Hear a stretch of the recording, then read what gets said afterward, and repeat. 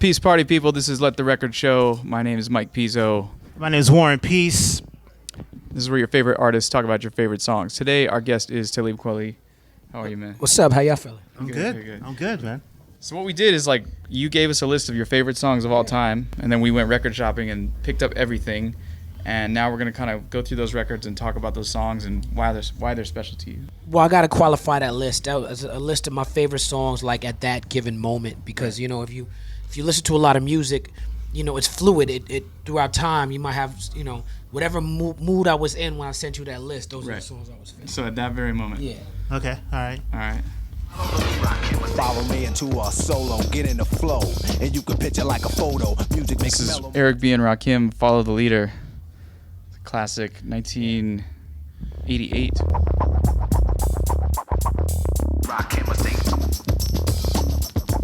This is their second album, right? Yeah, off the second album. Lead single off the second album. Yeah. Why this record, Talib? This record to me, and I'll take the Pepsi challenge with anybody, but this record contains the best verses ever written in hip hop. Yes. Like to me, this is the pinnacle of hip hop writing. You know what I'm saying? This record right here, where he left the booth, he left the studio for days and days and rhymes and grades and grades, even X-rays. I can take a phrase that's rarely heard, flip it. Now it's a daily word. You know what I'm saying? Like he left the spectrum and went into outer space where the world's as small as the balls of clay. You know what I'm saying? Like he went into the Milky Way. He went someplace else. It was the most visual thing I'd ever heard. All right. And if you put it on right now, you know, and compare it with things that come out now, it's still better than the vast majority of everything that come out. Well, what like a lot of people would pick the first album, like anything off of the first album. Yeah, I mean, you know that one hit you too, but lyrically, this is the one that just got you. Yeah, I mean, like Eric B for President. Yeah. You know, Paid in Full records like that. Yeah, Soul. Yeah. Those records are records that are iconic in hip hop, right. And the impact of those records cannot be denied as far as the impact on the culture that those records had. But for me personally, the age I was, this record came out when I was in junior high school. Right. Okay. Me too. You know what I'm me saying? too. When I was in elementary school, that first record came out, Right. and it was impactful in hip hop culture. But I was still a little kid, and I wasn't in the hip hop culture. Right. I was listening to more was on the radio and stuff like that. Yeah. Those early Eric B and Rakim records, those were in the hip hop clubs and on the streets. You know what I'm saying? They didn't really make the radio like that. You know what I'm saying? Like they didn't make the primetime R&B. Right. You know what I'm saying? Like They weren't the party records. They weren't the Right. I got into hip hop. Yeah, I mean I sampled that. Right. You sampled that. I'm an eternalist. Yeah. Yeah. I got into hip hop primarily for the lyrics first. Right. And so this was one of my first introductions into the beauty of hip hop. Yeah. All right. Yeah, don't.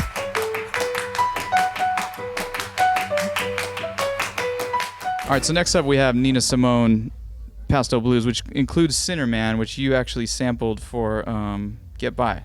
Yeah. Kanye produced. I guess I ended up sampling all my favorite records so far. I'm 2 for 2. Whose idea was it to sample this? You or Kanye? Kanye came with this beat. This beat was already made when I heard it. Yeah. I wrote, my lyrics and to Get By, and then Kanye wrote the gospel refrain over it. But I was a fan of Nina Simone, and I was familiar with the Cinnamon record. Right. But when I heard the way that Kanye flipped it, I was like, man, that's just, I need to have that in my life. Yeah. This is such a great record. Yes.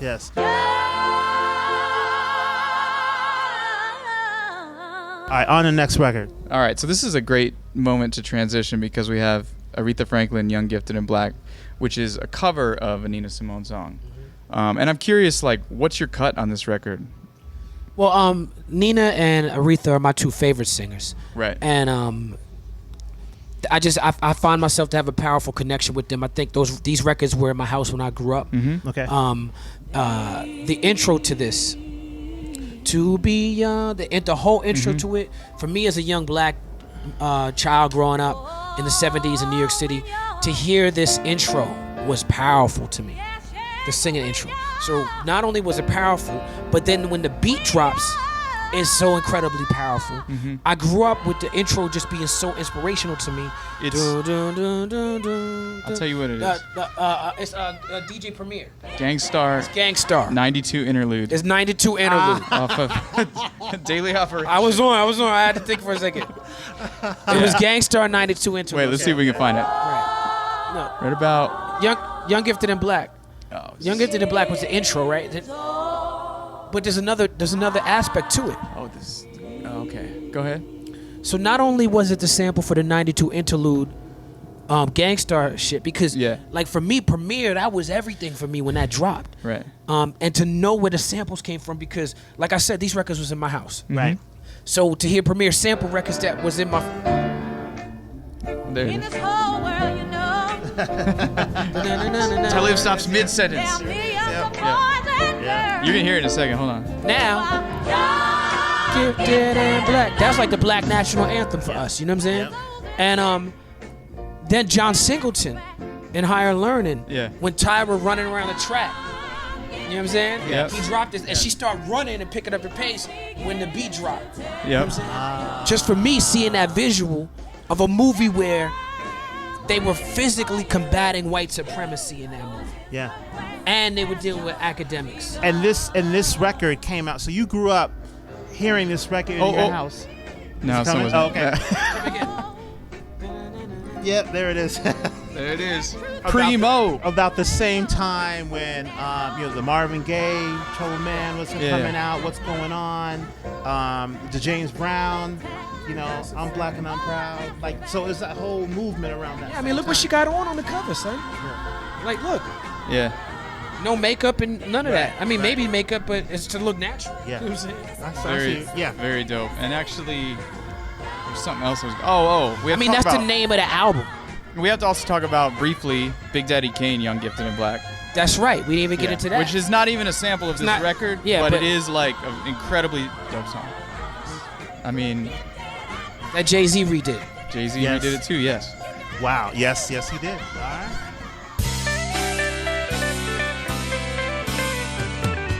Steely Dan Asia record, dope cover. Now this album was something that I kind of grew up on also, growing up in like a middle class, like white suburban town, listening to rock and roll in the afternoon on the only radio station in the whole damn town. And there's so many good gems on here. What's your particular favorite cut on here? Yeah, that's almost a perfect album, but It's a really totally good album. the title track is quantifiably my favorite. I want to say that Mos Def put me on to Steely Dan, but Steely Dan is the type of music that everyone grew up with. Steely Dan. Yes. But you don't realize it because it's this type of thing that you hear on the radio that you know in your subconscious, but you don't realize it's all the same group. Yeah. It was Yasin Bey is a huge Donald Fagen fan and Steely Dan fan, and he used to play this a lot, and I really got into this album when we were hanging out around the Black Star album. Yeah. And this song in particular with the Wayne Shorter horn solo and the drum solo. I forget the drummer's name. I think his name is Chad. Last name Chad. But this drum solo is one of the funkiest, most spaced out. Yeah, I can't even describe it. Hold on. No, you hit it. This album is pretty perfect. I mean, Fagen's voice. Did you know that Fagen had Michael McDonald doing background vocals on this album? Yeah, Steely Dan, from what I understand, they were known for working with the best of the best. Yeah. They were known for getting the best possible person to do something on an album. The studio musicians that were around, they didn't even want to tour for their stuff. They toured for like 1 or 2 years in the early beginnings and didn't stop because they figured if we don't have to tour anymore for promotional purposes, then we don't want to tour. We just want to go back to the studio and write. But yeah, this album is, and again, it's one of those albums, like you said, you don't know you're a Steely Dan fan until you listen and Peg comes on. You're like, oh, I know Peg. Till you Shazam it. Yeah. Hey 19 and stick. So I was like, I don't even really know what this song Asia's about lyrically. I know other songs like Hey 19 and Peg and yeah. I know those songs lyrically, better.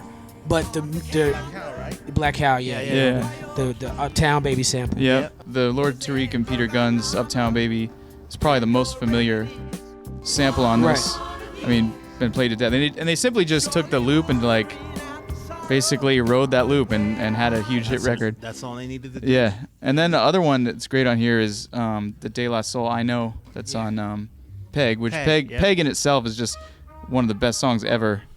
There it is.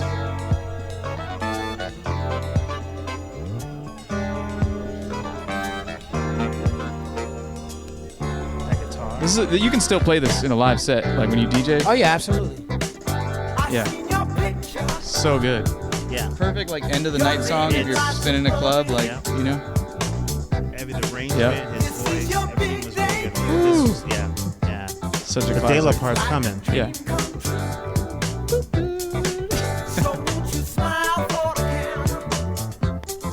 But I think that's really the beauty of this hip hop era of production, is that for me, I had the extra benefit of having these records right there in the house. Yeah.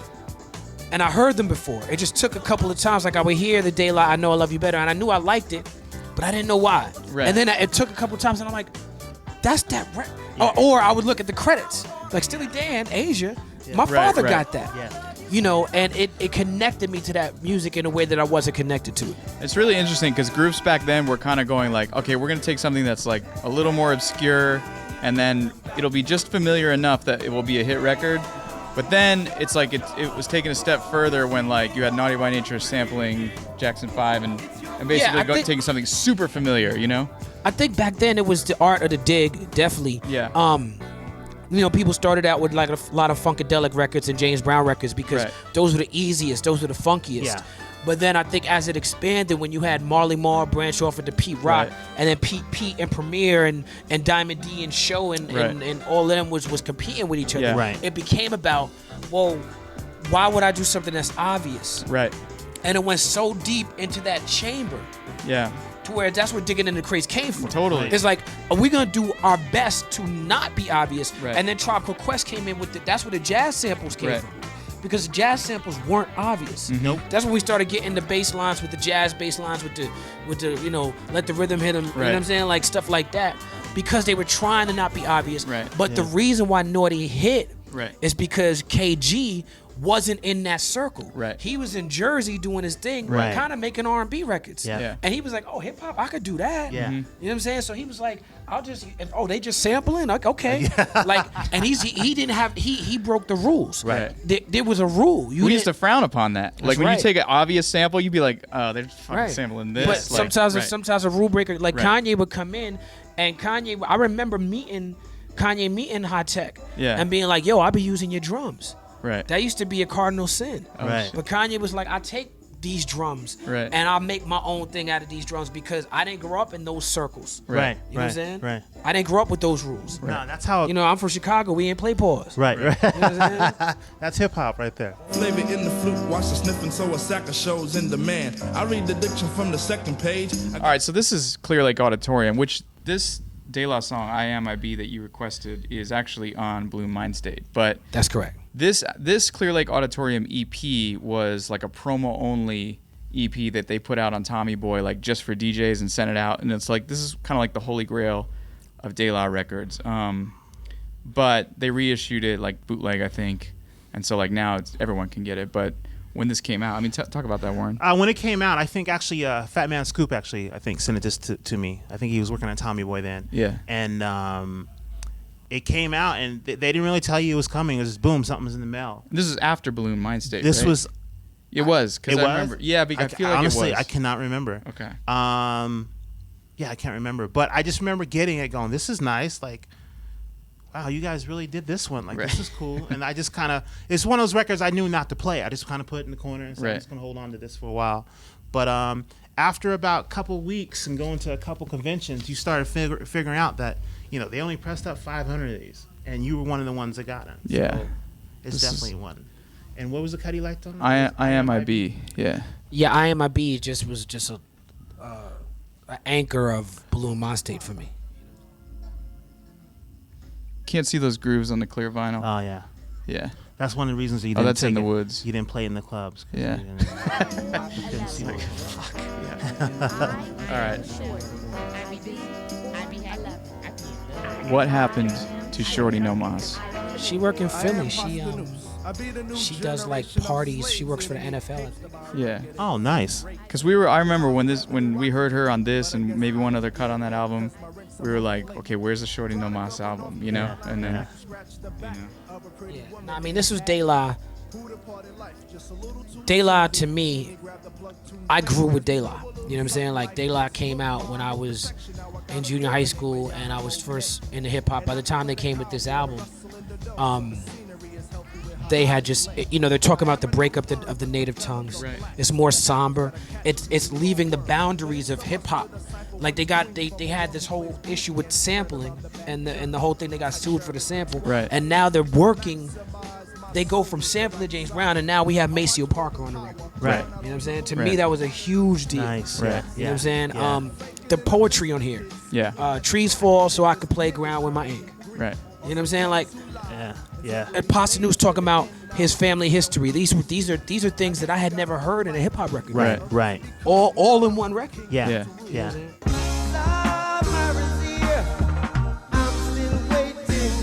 On to the next one. A little bit of Bob Marley. Bob Marley legend. I think Pizzo's a bigger Bob Marley fan than Dude, I was. This record is M. a perfect album. And what's great about this is a greatest hits album, but it's also considered to be like one of the greatest albums of all time. It is. Every Trustafarian must have a copy of this. This is a mandatory album for white people who go to college. It's mandatory that you have this album. If you're about to go to college, you're about to be a freshman, you need this plus a hacky sack. Get yourself some Bob. That's what I did in college, kids. You can do it too. Back when I was in college, it was also the Daisy Age. That was the album too to everyone. Right. So your cut on this. We initially you said Well, initially I said Wait in a Vein because You Wait can't in go a Vein, wrong on this one, man. right. Yeah, Wait in a Vein to me is like it's a personal thing. You know what I'm saying? It's a personal thing because it's like that was me and my baby mama, and we was having our first child, and Yeah. we was in Jamaica listening to that record. You know what I'm saying? Like that Wait in a Vein is just such a beautiful piece of music. But I went with Is This Love because to me, Is This Love is just as good as Wait in a Right. Vein.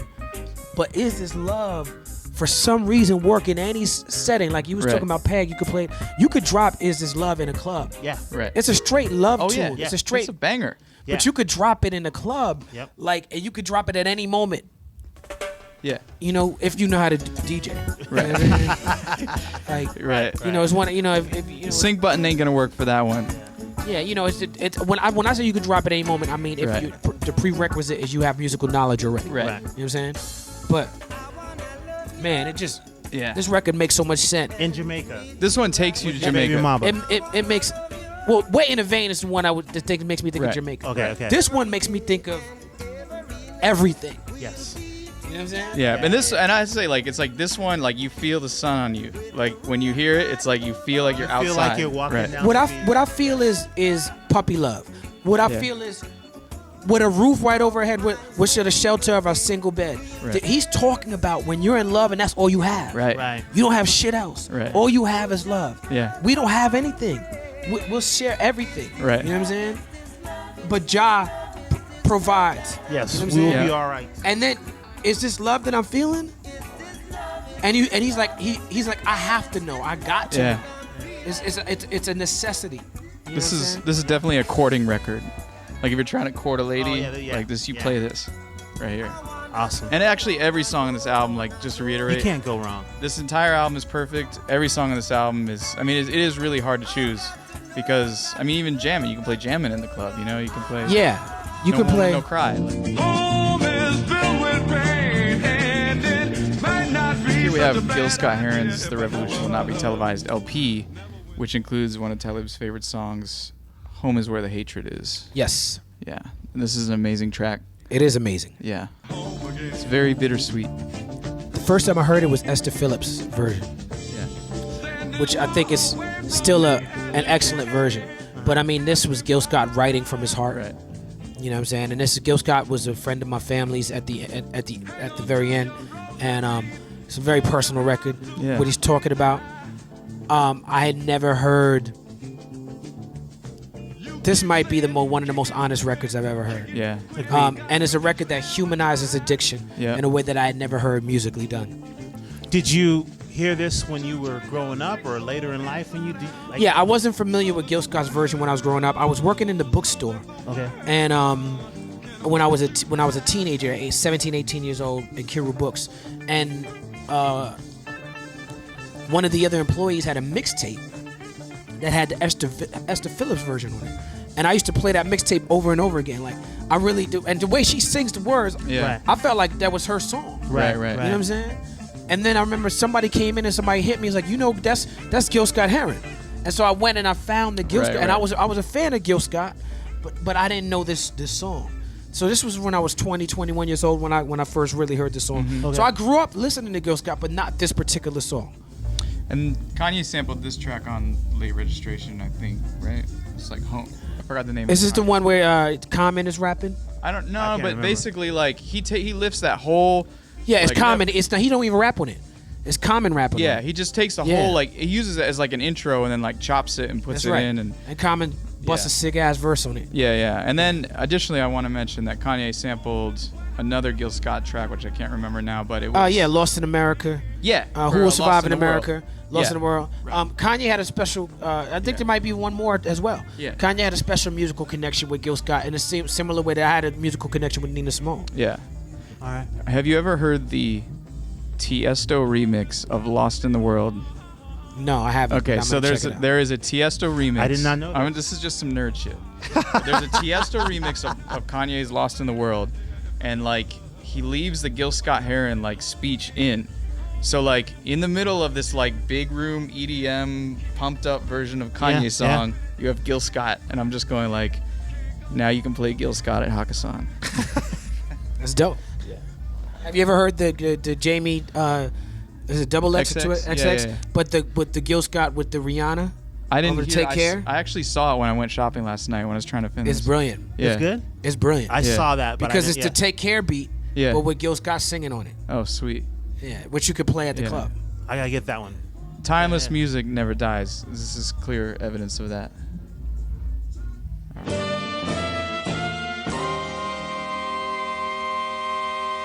Cool in the Gang self-titled debut album, and your cut on this was Sea of Tranquility. Sea of Tranquility. Sea of Tranquility.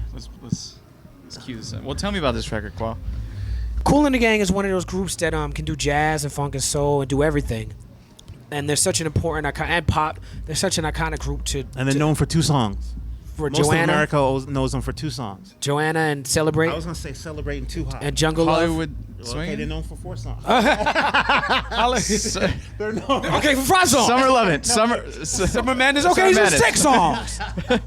I just saw them like 2 weeks just ago. got- they so got like some their- shit. They Their got some entire shit. cat. Recently, they got some shit. Their But entire this, you're right. This early shit is on par with everyone else that was doing jazz or funk jazz or trying to step into disco. Right. Like this early This is shit almost jazz was straight dope. up, right? Yeah. Yeah, this is The straight drums instrumental. Were kinda, Yeah, the drums are funky. yeah. But D'Angelo sampled this for Send It On. Yep. And it made me reappreciate it. I knew it. You know, it's something I grew up with. My parents were listening to this album all the time. Right. But when hearing D'Angelo sample it, made me be like, Right. Right. and then 'Cause of it's like- course, you know, it's like Diamond D sampled the end of it. Yep. You know what I'm saying? Which that is one of the funkiest Yeah. breaks ever. Is it Diamond D that sampled Well, yeah. Diamond D, What no, song was Diamond it? D. What song was So Lovely. Yeah. Yeah. it? Was that on Stunts, Blunts, and Hip Hop? No. No, it wasn't. No. I don't No. think so. Okay. All But right. it's Diamond D and it's like if you get sampled by Diamond D and D'Angelo in the same record, Yeah. and the samples are basically it's not even, they ain't even no putting nothing on it. It's Yeah. just And it was already wasn't- there. And it wasn't the hit song. Like and it wasn't like it's it was an album Right, because they're right, not right. even singing on Right. it. Yeah, it's out from Kool and Gang's first It was album. a gift to hip hop. It was wide a open, gift. yeah. It was a gift to the next generation. no one knew It was about. like here. No one knew about. Sample Everyone every was part of this instrumental. singing Joanna. Right. Like they didn't know about this. Right. Yeah, it's classic. Yeah. And I don't know if I don't think this is original pressing, but it's on red vinyl. Looks nice. Yeah, so that's kind of cool.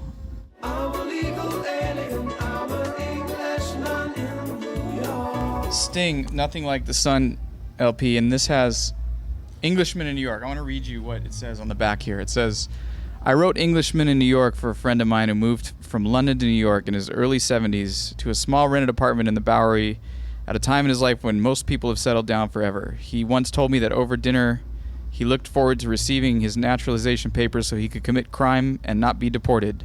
What kind of crime? I asked anxiously. Oh, something glamorous, non-violent, with a dash of style, he replied. Crime is so rarely glamorous these days. That's what this song's about. Right. This is a great song, man. Yeah. There's another song you play at the club. There's another song that like Asia, like that Kool and the Gang record, See Your Tranquility. I like songs where people attempt to have all their influences in one song. Right. And when you try to do that, it could be a mishmash, and it could be a hodgepodge, and it could be not right. But when you get it right, it's just sweet. And this song has jazz, funk, reggae, soul, hip hop. Yeah. There's a hip hop drum break. Yeah, it's like that a somebody 10-second should be rapping on. Yep. Right. Yep. So when did you discover this record? Growing up, later in life? This was a huge hit record. But it's not as big as, like, I mean, tons of Police records are bigger than this. Right, this wasn't a Police record. It was a Sting record. I know, I'm just saying, like, it's like there's so many other... I'm just curious why this one in comparison not to... Maybe in New York you know. It was a big record. Okay. I just recall... Right. Like, I was watching... there's certain white music that in New York that just is for me, represents growing up. You know, your Billy Joel, Steely Dan. You know what I'm saying? Steely Dan, right, and Sting. Yeah. And, a lot of the British singers who were living in New York. Yeah. I'm an alien. I mean, of course, he's coming from an oppressor nation. Right. He's not talking about an alien in the way that a Haitian person would be an alien. Of course. But me living in Brooklyn amongst people who are from the Caribbean and even European immigrants, like Brooklyn is an immigrant place, and this record was, with the lyrics, make a lot of sense. Yeah. The reggae of it makes a lot. Right. The Police. I remember being a young kid and us liking the Police in the hood because of the reggae influence. Right, totally. And maybe it was appropriation, but it felt genuine to me as a young kid. Also, we didn't have as much exposure to it, so it was like, when you heard it, you just, this is not Buster Poindexter feeling hot. Right. You know what I'm saying? This feels a little bit more genuine. You know what I'm saying? Wow, that's a great reference point, though. You know what I'm saying? Buster Poindexter. On that note, Yeah. this last record. And it's Branford Marsalis playing horn on it. Oh, that's true. So it's Branford true. Marsalis, Right. Yes. who Branford Marsalis, being from New Orleans, migrated to Brooklyn, got involved with Premier and Guru, Yes. got involved with Spike Lee, and did Buckshot Love Funk, Yeah. and played on this record. Branford is a connector in a lot of different ways, Yeah. and one of my heroes' music. All right. And he's killing this record. Yeah. Yeah. And the record just turned from reggae to jazz. Right, wait, the hip-hop part's coming up, though. Yeah. And Yeah. then it goes into hip hop. I feel like Melly Mel was supposed to rap in that part, Yeah. and he didn't make it to the studio. Yeah. He didn't make it to the studio. That's hard. Like, who? Somebody, yeah. That's what it is right there. Like, no one fuck with that yet. For real. Like, for real. Not wait till this shit gets on the internet. Yeah. All right. Sound like Big Audio Dynamite or Clash on that break.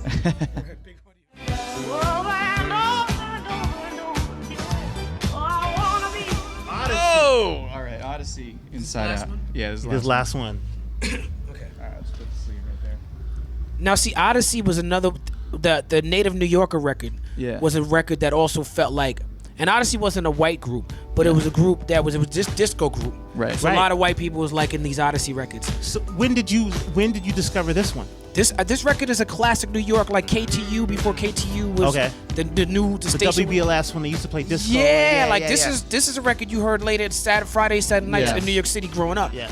A record that just went nowhere. Like, you heard this record and this record is just all through my soul and my subconscious. It's very I wondered much, why you picked this and didn't pick the Slave that they sampled. Slave probably wasn't as big. I read up about this. Yeah. Okay. And correct me if I'm wrong, y'all could do your due diligence, but I believe this record might have came out first. No, this is 82. I think Slave was 80. came out- yeah, I think Really? Slave came out. Yeah. Well, it's not that they didn't sample it. Right. It's the same producer. Right. And he just had a signature style. I didn't Right. know that. It's like if you hear like a Neptune's beat that sound like another like if you hear Right. Philly's Most Wanted beat that sound like a Nori joint, Right. you'd be like, what? Well, it's just a similar joint. Right. It's probably so much of like them just reusing some of their old shit into a point where it sounds very much like a sample. You know what I mean? Well, Kenny Dope used this in one of his biggest songs, Inside. And it's probably the same Yeah. thing you said. This was a big And New you know York what? record. And I forgot about that Kenny Dope record until Yeah. you just said it. Yeah. But that Kenny Dope, that his era was when I was that when I was first starting to get into music. So it was probably subconsciously Exactly. the Kenny Dope that brought it back for me. Right. All right. And then it's the story. It's like when you listen to the story, it's really sad. I like the idea as a songwriter of writing a sad story that becomes a disco hit. Right. That becomes a hit that people party and dancing. And it's, And it's it's a a sad really story. sad, like. It's a sad story. This is Let the Record Show. I am Mike DJ Pizzo. I am Warren Peace. Let the record show. Thank you so much for tuning in. And this is... Talib Kweli, BKMC, MCEO. One love. Thank you. Peace. You're doing it. You can have all these records, man. Roll up. I can have those records? Yeah, you can have... No, that's part of it. Except for the copies that I borrowed from people. Everything else. Clear Lake, but everything else. Oh, man, I love that, man. That's fucking amazing.